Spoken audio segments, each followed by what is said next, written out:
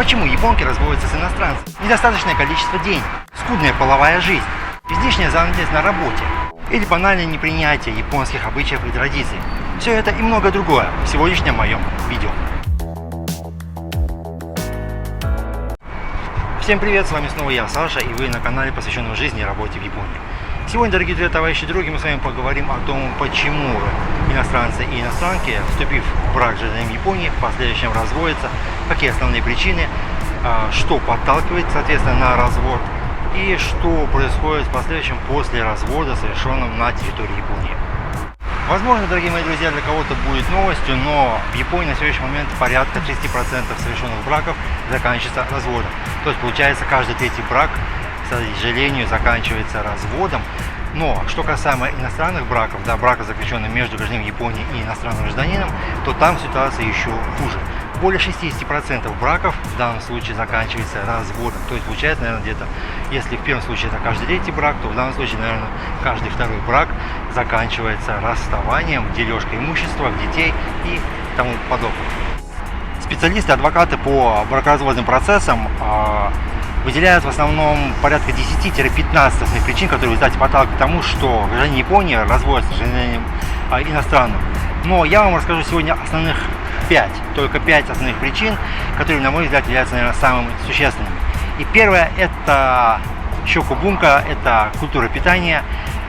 То есть понимание того, что иностранный гражданин, который живет в Японии, не всегда принимает то, что кушает в самой Японии. Это и относится к тому, что, например, нет того, что он привык кушать у себя на родине, и удивление того, что он вообще никогда не ел, а в Японии это считается нормально. Но, в принципе, наверное, это можно относить, наверное, и к Корее, например, и к Китаю. Например, в Японии, да, все прекрасно понимают, что кушают свежую сырую рыбку, например, а свежие морепродукты кушают их непосредственно без какой-то термической обработки. А не все иностранные граждане, в частности, например, как я слышал, многие представители стран Латинской Америки не понимают вот этого, и они не кушают вообще ни сашими, ни суши, например, да. Хотя вот здесь, знаете, есть такой вот забавный случай. Я несколько раз общался, например, с русскоязычными ребятами, которые говорят, что я не ем сырую рыбу, я не ем рис. То есть сашими, да, суши, по идее, не должен кушать, но вот почему-то суши он кушает. Я ему говорю, так это же свежая сырая рыба и рис. Нет, это другое. Ну вот есть, да, вот такое заблуждение. То есть если не ест сырую рыбу, то в моем понимании это не ест его в любом виде. То есть это и сашими, и суши. Но вот ребята считают, что суши это немножко что-то другое. Ну, возвращаясь к теме того, что, например, НАТО, да, это вот, как получается, да, заставшие, как называется, бобы, которые неприятно пахнут, они там вот этот вот, вязкость этого, да, вот, которые не все кушают. Я тоже, кстати, вам сказать, что первые несколько лет в Японии я их не ел, до того момента, пока жена мне не приготовила жареное нато, вот эти завернутые в листы салата. Причем мне очень понравилось, и я после этого начал спокойно есть нато, причем даже без обжарки. То есть просто открываешь, да, мешаешь его и сверху на рис. Не все, кстати, иностранцы, да и не все японцы нато едят. То же самое касается, например, ряда японских блюд, например, там есть сиокара, это кальмары, да, которые тоже там своеобразный запах, очень неприятный. Но вообще, то есть, чтобы вы понимали, разница, да, вот в культуре питания между иностранцами и японцами, она довольно-таки большая. Как пример могу вам привести, знаю я одну семью, которая, к сожалению, развелась. Муж был с Америки, жена японка. Жена любила европейскую кухню, то есть она, как правило, готовила вот чисто европейскую кухню, французскую, итальянскую, там, да, немецкую. Муж же, наоборот, хотел, чтобы жена ему всегда готовила только ващоку, это чисто японская кухня. И вот получилось так, что сначала, да, жена старалась, терпела, в прямом смысле этого слова, а затем ей надоело, и она сказала, нет, все, либо мы кушаем периодически, да, японскую кухню, либо мы разводимся. К сожалению, они после этого развелись. Второй и очень важной причиной разводов между иностранцами и японцами, японками в Японии является отношение к работе и занятость на работе. Если кто не знает, то многие японцы зачастую ставят работу выше семьи. Нормально зангёта, переработка, и нормально, что они возвращаются домой вообще под утро, например, да, есть такие случаи, либо перерабатывают до такой степени, что семью вообще не проводит. И вот это понимание, да, воскресный папа, да, в Японии, когда отец проводит с детьми, например, да, со своими, только выходные, например, суббота, либо только воскресенье, например, ну, либо суббота и воскресенье. И не все иностранцы, иностранки, естественно, это понимают. И наоборот, да, японки, когда муж проводит очень много времени на работе, а не с семьей. Это, кстати, является одной из причин развода, наверное, и в японских семьях тоже. Да, есть, понятное дело, семьи, когда жена специально выходит замуж за перспективного японца, который в последующем, может быть, там станет начальником, ее это устраивает, то есть муж, наоборот, для нее является джама, так называемая, да, то есть мешает, если он находится дома. Кстати, это причина того, что почему в период пандемии, да, многие начали разводиться, потому что муж, который все время находился на работе до пандемии, перед того, как его перевели на удаленную работу, он сидит все время дома и мешает реально жене, поэтому жена это не понимает, и учащаются ссоры, скандалы, и в результате они разводятся. Ну, это такая обратная сторона пандемии, но это одна из важных причин, поэтому не всегда, да, отношения японцев и иностранцев к работе сходятся, да, во взглядах, и в результате является одной из причин развода. Важной причиной разводов между гражданинами Японии и иностранцами является понимание и непринятие, наверное, японских традиций и обычаев, касаемых семьи, касаемых воспитания детей. Например, есть два момента, которые я не понимаю. Один из них это то, что после того, как в браке у японцев рождается ребенок, они начинают называть друг друга папа и мама. У меня есть папа и мама, и, естественно, свою жену я никогда бы не стал вызывать мамой, даже если она родила мне ребенка. Но вот в Японии есть такое, скажем, обычай, да, традиция, и не все иностранцы, естественно, это понимают. Еще одним можно выделить это то, что, например, принято даже с довольно-таки взрослым ребенком, да, 10-11 лет, когда дочки принимать вместе ванну. Для многих, естественно, это будет, наверное, вынос мозга, но в Японии в ряде семей это считается нормально. Не знаю, как сейчас, но, по крайней мере, в период Сёва, да, это было нормой. Сейчас, возможно, не так. И вот это вот все вместе, да, в совокупности порой приводит к тому, что, к сожалению, браки распадаются. Четвертая причина, на мой взгляд, наверное, самая интересная и, по сути, наверное, может быть, даже очень важная, покажется она для многих иностранцев, для русскоязычных, кто будет смотреть меня, это сейсикацию, то есть это половая жизнь. И во многих семьях, скажем так, это полное отсутствие половой жизни.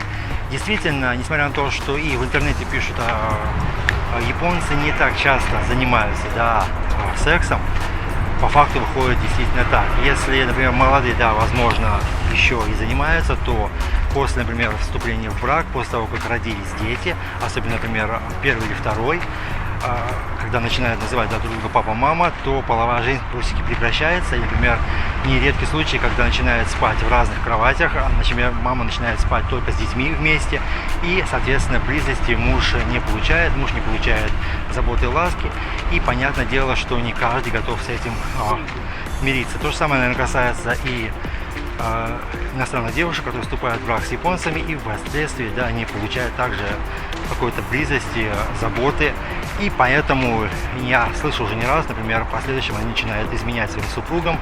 Ну и здесь, конечно же, это можно затронуть момент так называемые фиктивные браки, когда молодые иностранки выходят замуж за пожилых японцев, получают, естественно, супружескую визу, которая позволяет им остаться в Японии.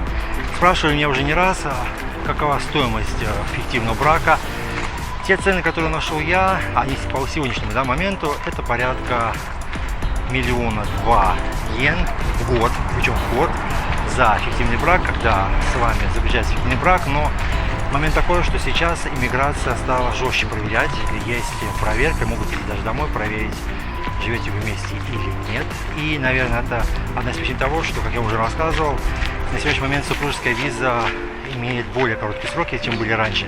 Если ранее был 1 год, то сейчас минимальный срок это полгода и даже 3 месяца. И последняя, пятая причина на сегодняшний момент, наверное, для кого-то будет самой важной, это деньги, отношение к деньгам, потому что многие супруги не всегда сходятся с тому, как нужно относиться, да, к заработку в Японии, нужно откладывать, допустим, на черный день или нет, нужно платить пенсионные отчисления или нет, нужно ли давать свою зарплату жене или нет. Я уже вам рассказывал не раз, что в Японии, да, вот есть такой момент, можно сказать, даже традиция, когда японский муж отдает заработную карточку своей супруге, и она распределяется всем бюджетом, то есть переводит зарплату, она, допустим, тратит там за ипотеку, например, там, либо за квартиру, да, там арендная плата за коммунальные услуги и так далее и тому подобное. То есть всем бюджетом руководит жена, а мужу выдается так называемый кодзукай. Это на карманные расходы, причем в среднем, то есть его называют порядка 25-30 тысяч йен, но зачастую он, правда, меньше. Допустим, я знаком у меня японцы, которые живут по такому принципу, у них 15-20 тысяч йен, но некоторые 18 тысяч йен, грубо говоря, да, ну в среднем возьмем так. Что он тратит, например, да, на сигареты, там, может быть, на выпивку там с друзьями своими, какие-то развлечения. Понятное дело, что это довольно-таки мало, потому что, например, если говорить для курящего японца, средняя пачка сигарет сейчас стоит 600 йен. Да, если в день ты выкуриваешь одну пачку, то получается в месяц на 30, да, получается довольно-таки существенная сумма, и по сути, наверное, ничего больше не останется. Поэтому, да, не каждый японец это тоже сейчас принимает и просит, например, поднять карманные расходы, да, кодзукай фуэште кудасай, но не все японки на это идут, поэтому зарплата тоже не растет. Я вам рассказывал уже об этом тоже не раз, что за последние 35-40 лет в Японии зарплата практически не меняется по сравнению с другими странами. Соответственно, сейчас, вот, да, когда идет рост цен на коммунальные услуги, на арендную плату, на продукты питания, прожить на одну зарплату двоим супругам, наверное, сложно, и участяется количество, когда так называемый томобадараки, когда работают оба супруга. И это, кстати, тоже один момент, который не все иностранцы понимают. Например, в Японии раньше было принято так, что после вступления в брак японка увольняется с работы и живет непосредственно за деньги мужа, скажем так, ну, на заработок мужа, да, то есть приносит, который муж доход. Сейчас же на это сложно прожить, но у многих японок, и, кстати, иностранных тоже, которые, допустим, слышали это, считают, что да, она может прожить спокойно на зарплату мужа, и ей ничего делать не нужно. Но по факту оказывается, что дохода зачастую не хватает. И тут еще один момент, да, который может перекликаться с этим, это по незнанию языка, например, по незнанию традиций, считаю, что наоборот, муж, например, дает ей 60-70 тысяч йен в месяц иностранке, и она должна как-то на них крутиться, а по факту получает намного больше, но эти деньги он откладывает себе, и в результате в ходе развода жена попадает в очень плохую ситуацию. Вообще отсутствие знаний японского языка, либо, скажем так, плачевное знание, познание в японском языке – это одна из причин разводов, потому что коммуникабельность, да, возможность общения, она тоже, естественно, является важной в браке, вообще в отношениях. И если вы плохо знаете японский язык, например, а ваш партнер, допустим, не знает ни английского языка, не знает даже русского языка, то в последующем, конечно же, будет сложно. Ну, если, например, один из супругов идет на встречу, начинает учить язык, да, например, в данном случае, да, мы общаемся в семье, допустим, только на японском языке. Жена мне немножко знает русский язык, я учил, мы сообщения, допустим, когда я на работе, я пишу иногда на русском языке, но нам этого хватает, в принципе, я потому что на достаточном уровне знаю японский язык. Я знаю супружеские пары и просто пары, где один из супругов является иностранцем, но он плохо знал японский язык, и в результате, к сожалению, это тоже расстроилось разводом, потому как супруг не старался, не учил японский язык, и в результате, кстати, да, вот одно из важных моментов сегодняшнего видео, то, что впоследствии после развода из-за незнания японского языка происходит неосведомленность в японских законах, допустим, что положено, что не положено. Допустим, после развода визу обрезалась, да, то есть тебе нужно уезжать из страны или нет, можешь остаться или нет. Все вот это вот выливается в данный момент. И опять же, как я вам рассказывал, что очень частый момент был, например, в частности у русскоязычных девушек, что муж обманывал в ряде моментов, касаемых и доходах, касаемых японских законов. И, кстати, девушки после развода оказываются в невероятных ситуациях и зачастую, к сожалению, вынуждены были возвращаться на родину. Дорогие друзья, товарищи и други, вот такое коротенькое видео касаемо развода в Японии. Теперь вы знаете основные причины. Еще раз повторюсь, что на самом деле причин намного больше, выделяют 10, а то даже 15 различных причин. Но я вам рассказал основных 5, которые перекликаются немножко с другими. Но вот чтобы вы понимали и представляли себе, что вас ждет, если вдруг вы захотите связать свою жизнь с гражданином Японии. И еще раз говорю, естественно, вам нужно лучше всего учить японский язык, ну или хотя бы знать на среднем уровне английский язык, если ваш партнер, да, возможно, будущий супруг-супруга, знает английский язык. Еще хочу добавить, что я по просьбе многих добавил донат, ссылку на то, что можно было мне донатить. Сайт называется Donat Alerts. Если вы хотите, то, пожалуйста, переходите на ссылки и киньте мне денежку, как я назвал, это на пиво и суши. Есть ссылка в описании к данному видео, теперь она будет в описании, в принципе, к каждому видео. И также есть ссылка в описании моего канала, где есть также и ссылка на телеграм-канал. Вообще, я многим писал уже, к сожалению, мало кто приходит. Телеграм-канал у меня создан, там почти уже 200 человек. Есть чат, где мы общаемся. Там то, что я не могу запостить на YouTube, это и картинки, какие-то заметки, какие-то коротенькие видео.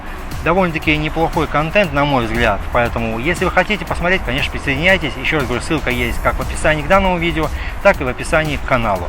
На сегодня все. Я желаю вам удачи, не болейте. С вами был Пых. До скорых встреч. Пока.